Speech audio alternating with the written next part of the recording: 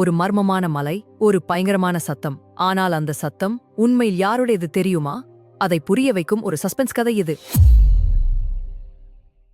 பெரிய இருண்ட காட்டில் ஒரு சின்ன ஓநாய் தனியாக வாழ்ந்து கொண்டிருந்தது.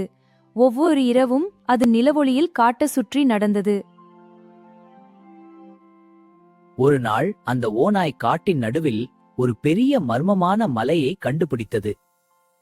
அதை பார்த்ததும் அதற்கு ஆச்சரியம் ஏற்பட்டது.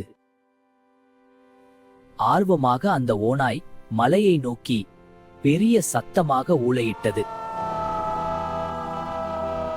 சில வினாடிகள் கழித்து அதே சத்தம் மீண்டும் மலையிலிருந்து திரும்பி வந்தது. அதை கேட்ட ஓநாய் திடீரென்று பயந்து போனது.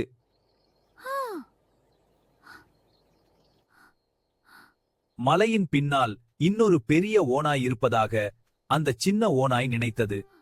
அதன் மனதில் பயம் அதிகரிக்க ஆரம்பித்தது. பயந்த அந்த ஓநாய் வேகமாக காட்டுக்குள் ஓடிவிட்டது. ஆனால் அந்த மர்மமான சத்தம் இன்னும் அதன் மனதில் இருந்தது. சிறிது நேரம் கழித்து அந்த ஓநாய் மீண்டும் மெதுவாக ஊளையிட்டது. அப்போது அது கேட்ட சத்தம் தனது எதிரொலிதான் என்று புரிந்து கொண்டது. பல நேரங்களில் நம்மை பயமுறுத்துவது உலகம் அல்ல, நம்முடைய மனதில் இருக்கும் பயம்தான்.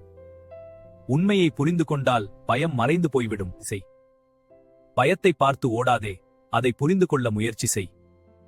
பல நேரங்களில் உண்மை நம்மை பயமுறுத்தும் விஷயத்தை விட மிகவும் எளிமையானதாக இருக்கும்.